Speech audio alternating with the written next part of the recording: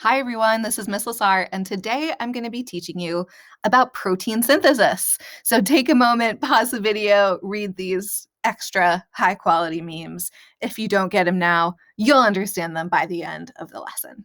So here are the 3 lesson questions for today. Number 1, what is the point of DNA? Number 2, how does transcription happen? And number 3, how does translation happen? So there's some terms in here that you don't know yet, transcription and translation. You'll know them by the end of this lecture. During the lecture, you'll take detailed handwritten notes. Remember, there's a template on Canvas for you that can show you generally the structure that your notes should take. When in doubt, write it down. So Question 1, what is the point of DNA? Well, like we talked about in the last video, DNA is an instructions manual. It contains the instructions for how to make all of the proteins in your cells, like rhodopsin, which is a protein in your eyes that can detect light, hemoglobin, a protein commonly found in red blood cells that can carry oxygen through your body, melanin, the protein that gives your skin its color and also protects you from UV radiation from the sun. So, what is the big deal with proteins? Well, proteins do everything in your cells. We're going to use some analogies in today's lecture. Here's the first analogy. If you thought of your cells as a factory, the workers, the supervisors, the machines, and the final product would all be protein. The walls would actually be a blend of lipids in the cell membrane, but they would be stabilized by proteins. The instructions manual for how to keep the factory running would be DNA, but it would be read and followed by proteins. The raw materials to provide energy for the factory would be carbohydrates, but they would be processed and used to create energy by proteins. So earlier this year, we taught you that proteins do all of the jobs in the cell. Now we're going to be learning about some of those jobs and also how we make proteins. This is a cool video called The Inner Life of a Cell that I'm going to show you a clip from. And you can watch more of this video on YouTube. Just Google The Inner Life of a Cell. And in this video, we're actually looking inside of a cell. Right now, we're inside a cell, and everything you see, all of these interesting shapes, these are all proteins. These long tubes and wires that look like scaffolding almost, those are proteins that give your cell structure. We can see those long tubes, long wires and scaffolding being built. These are called microfilaments. And we're building those proteins. Now, this little floating guy, that's another protein. It's an enzyme because it can break those tubes apart. We're building more large proteins. These are called microtubules, and you can see them falling apart as well. And this is a really cool protein that can move. We've got actin carrying this giant fat bubble behind it and walking along this microtubule. So that's just a little taste of the diversity of proteins that are in your cells.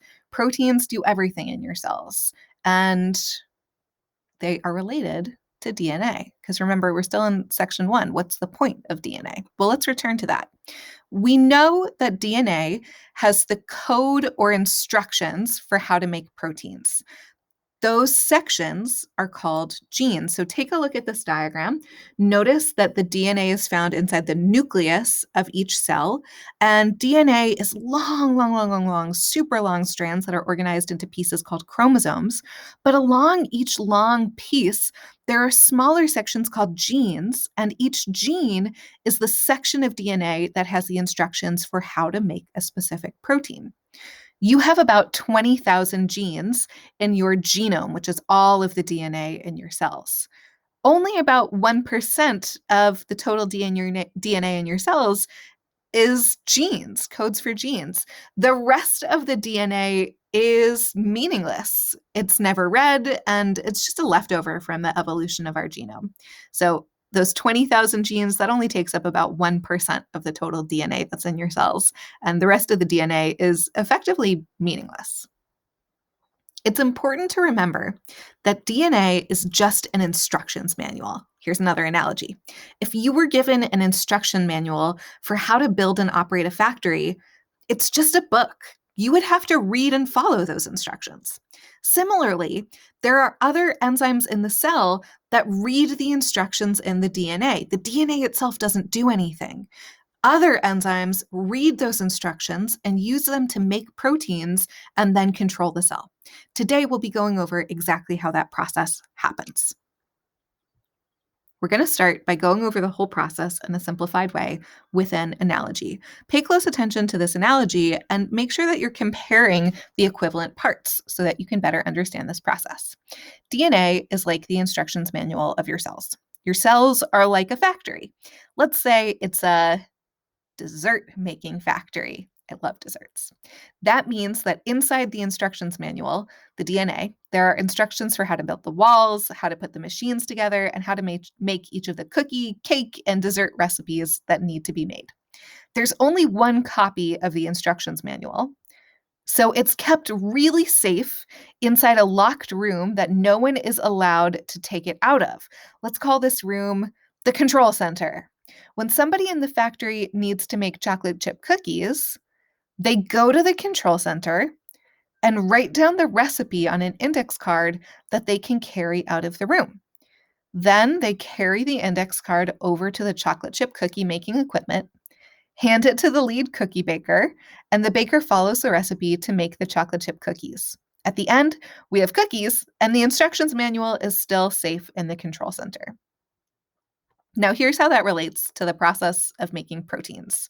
As these new steps pop up, make sure you're comparing them back to the original dessert factory analogy. The DNA, the instructions manual, is very precious, and there's only one copy per cell. It needs to stay safe within the nucleus, and it's not ever allowed to be taken out. When the cell needs to make a protein, they need the instructions from one section of the DNA. The cell uses an enzyme called RNA polymerase to copy down the letters of the gene into a new molecule called RNA. It's pretty similar to DNA, but we'll talk about the differences. The RNA copy can leave the nucleus and go out to the cytoplasm where there are plenty of ribosomes. That's the organelle that makes proteins.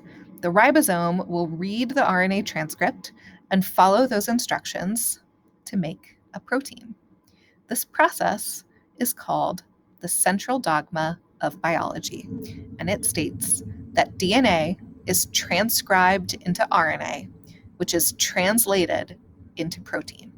Our instructions start off written in DNA, then they get transcribed into RNA, specifically mRNA, and then that mRNA gets translated into proteins. So now we're ready for question 2. How does transcription, that first step, happen? First, we need to answer a quick question. We're going to be talking about RNA. What is RNA?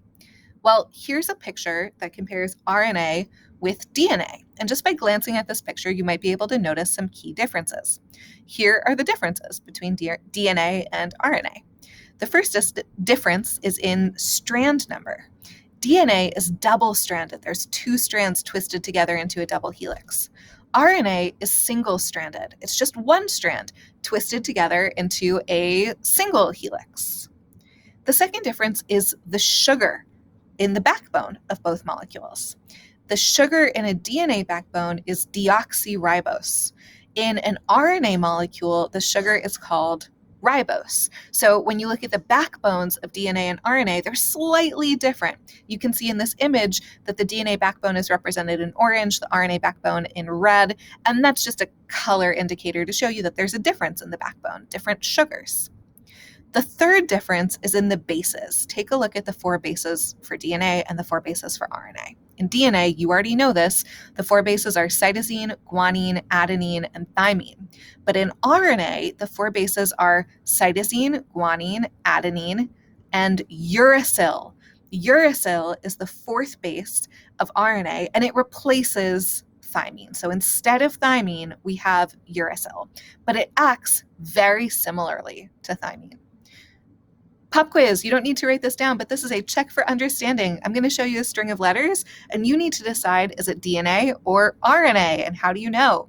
Here's the first string of letters. Is this DNA or RNA? Pause the video, decide on your answer. This is DNA. Why? Because it has the base T, thymine. Here's our second string of letters. Is this DNA or RNA? This is RNA because it has the base U for uracil. Okay, now we know the difference between DNA and RNA. We're ready to re-answer this question. How does transcription happen? And I'm going to show you an animation of transcription. I will also write out the steps of transcription. You should absolutely write down each of the steps, but you may also want to add some small illustrations, or at least go back through the animation after you see it once in this lecture video so that you can feel really confident and be able to visualize what's happening during transcription.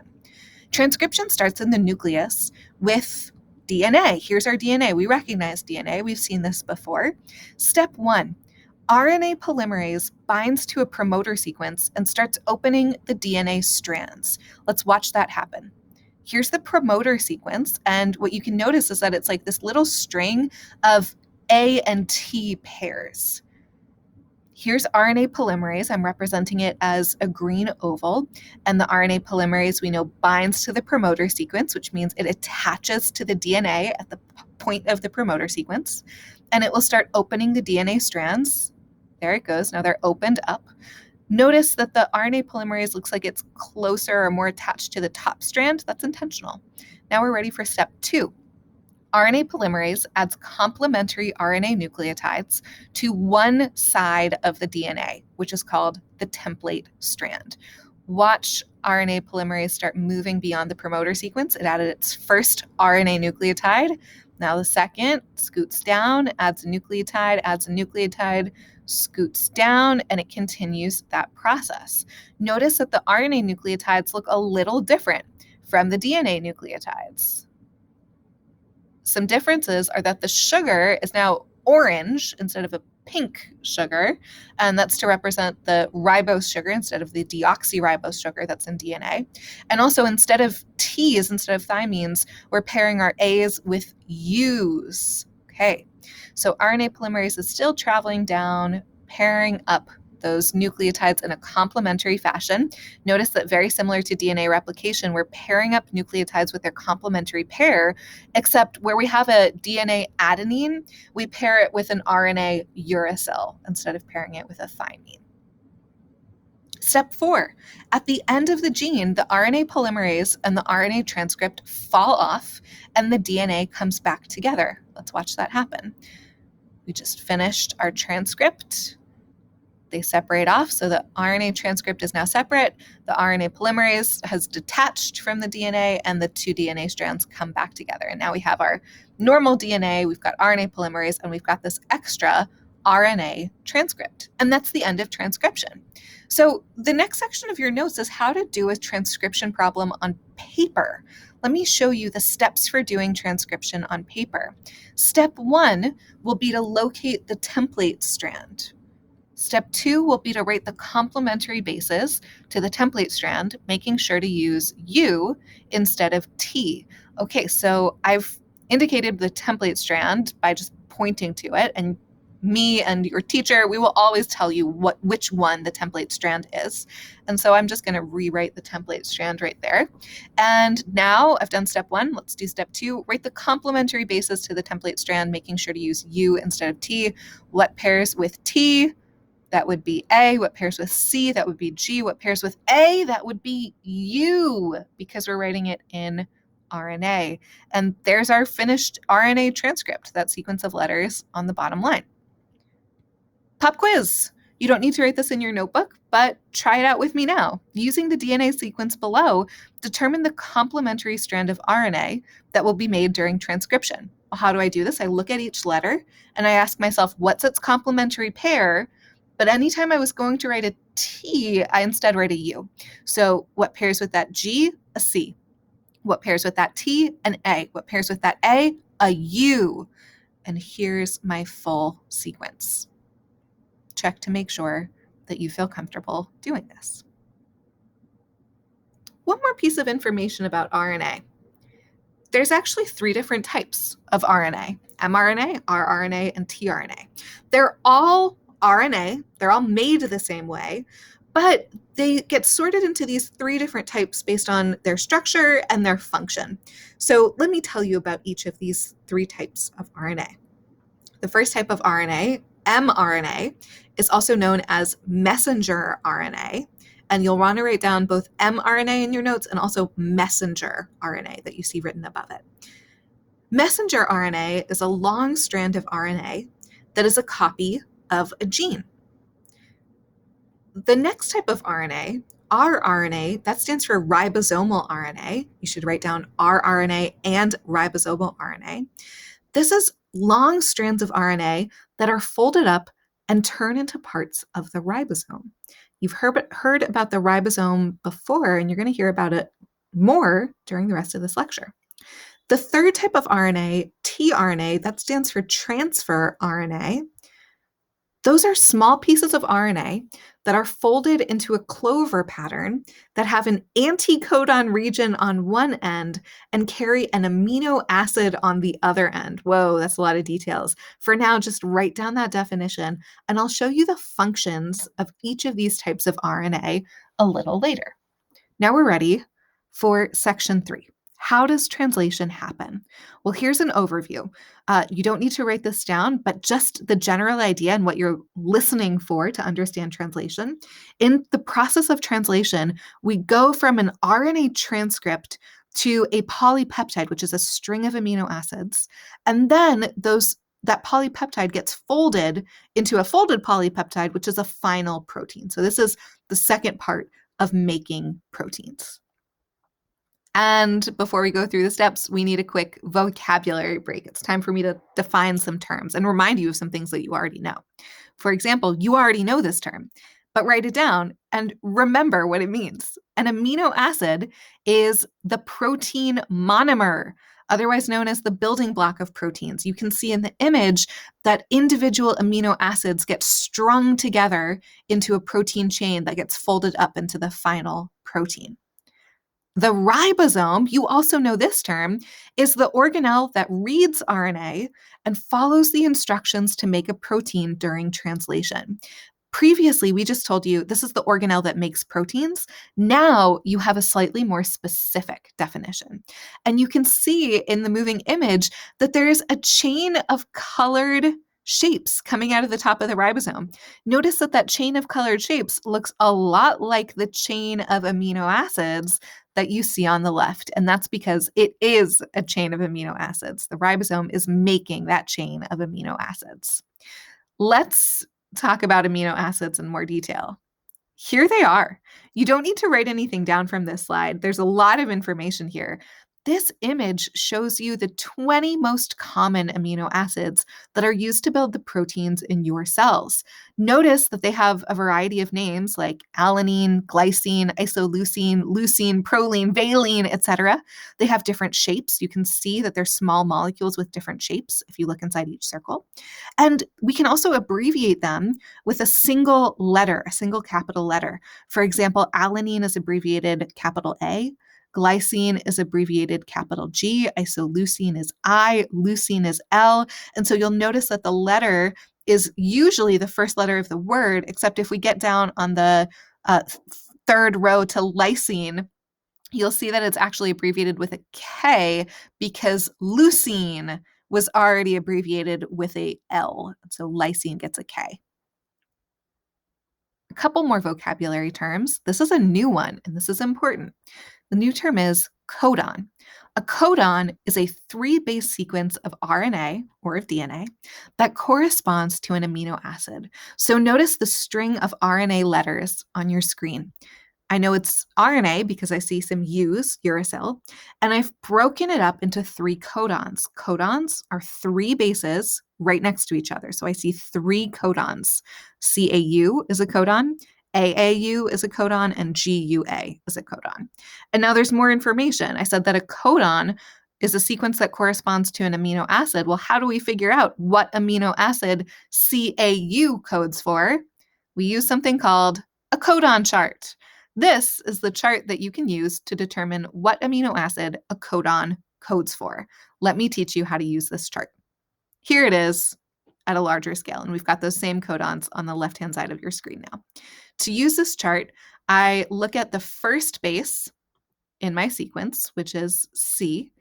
This left side is labeled first base. Okay, so C is my first base. I know that my final amino acid will be somewhere in this row. I use my second base along the top set of columns. My second base is A. Okay, there it is. So now I'm looking for the intersection of C and A. It intersects in this box. And now I can look to see what my third amino acid is, U, CAU. There it is. That's the same codon. CAU codes for histidine, which I can abbreviate with a capital H. So that's how I use my codon chart. Let's try that again. AAU. Pause the video, see if you can find the AAU codon and what it codes for. AAU, first base A, second base A, third base U, there it is. AAU is asparagine, and I could abbreviate that N. My third codon is GUA, GU, there it is, GUA, that codes for valine with a capital V. Now, if you're looking closely at this chart, you might notice that there's a couple weird things on this chart. For example, these codons that I've highlighted in pink. Here, I've highlighted 3 things that are all labeled stop codon. So there's no amino acid next to them. It just says stop codon.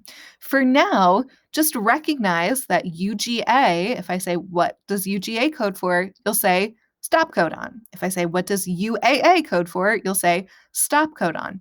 If I say, what does UGG code for? You'll say tryptophan. Just don't get confused. Tryptophan is its own amino acid. It's not a stop codon. There's another weird one down here. Methionine. AUG codes for methionine, or capital M, but it's also the start codon. And now this is a very unusual codon, and you'll see what this does later on. But the first time we see an AUG in an RNA transcript, it's the start codon. Every other time we see it, it's just a regular methionine. We're almost done. One more term, anticodon. The anticodon, which you wrote down as part of your definition for tRNA, this is the complementary RNA sequence to a codon that is found on the tRNA with the correct amino acid. Here's the easiest way to think about it. The codon and the anticodon are complementary. So let me fill in the anticodons to each of these codons. What pairs with C? G. What pairs with A? U. What pairs with U? A. So this is the anticodon to this codon. And the location of this anticodon is on a tRNA molecule. So I see 1, 2, 3 bases right there. That is the anticodon to a particular codon. And I also said that on a tRNA molecule, there's an amino acid hanging off the end. There it is. Okay, we're ready.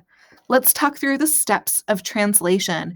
And the first step of translation actually happened off screen. Here it is.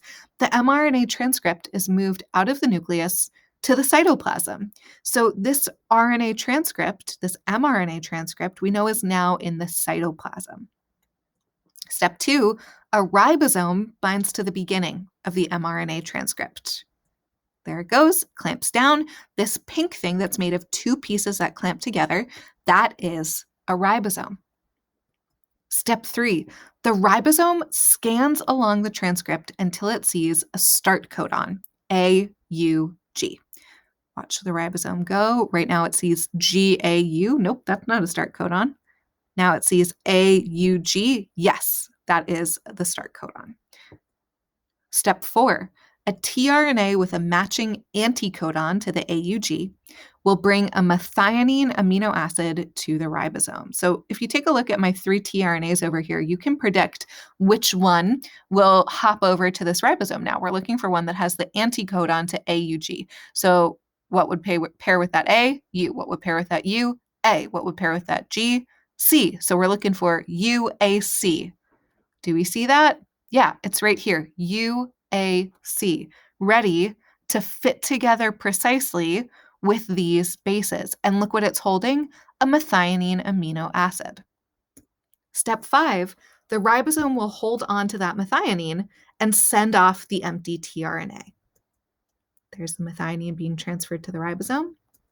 And there's the empty tRNA floating off back into the cytoplasm where it will get recharged with another methionine to use later. Step 6, the ribosome will move to the next codon. There it goes. Now the new codon is GAU. Step 7, the ribosome will read the next codon, attract a tRNA with a matching anticodon, and add it to the amino acid chain. So there's our matching anticodon. Notice they fit together. It's carrying a D. That D gets transferred to our amino acid chain. The tRNA leaves, our ribosome moves down one more codon. We move the tRNA with the matching anticodon in. That tRNA transfers its amino acid over to the chain that's on the ribosome. The tRNA gets released, and we're at step 8. The ribosome will continue down the mRNA until it reaches a stop codon. And now it's at a stop codon. What happens at a stop codon?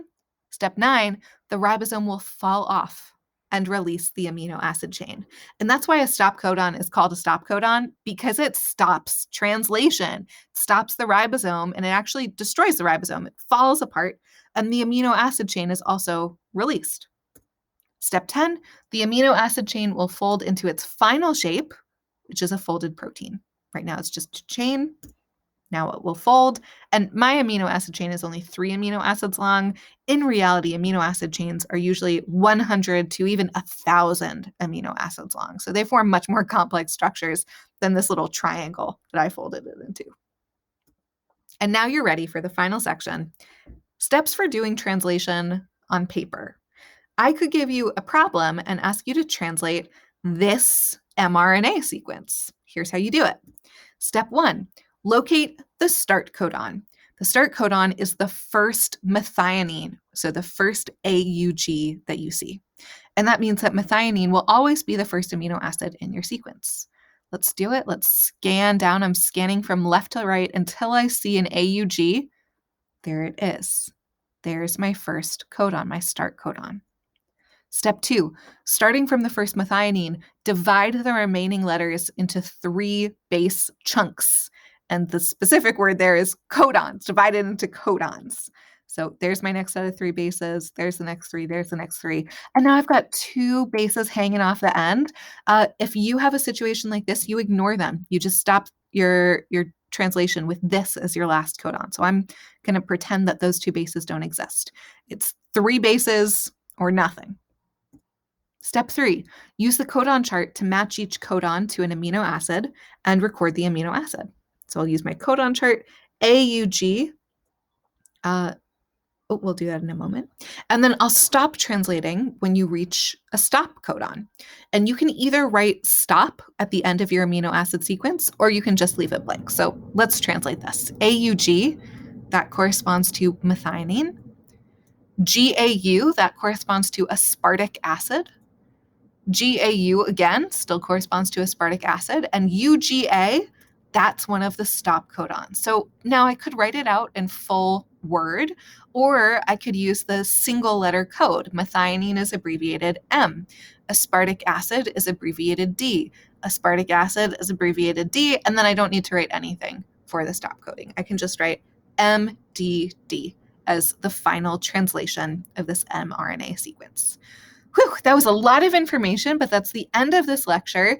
If you're feeling uncomfortable with any of these steps, re-watch the lecture video. Make sure you feel like you understand everything that's going on in transcription, where we rewrite DNA into RNA, and then what happens in translation, where we rewrite that RNA into amino acid or protein form.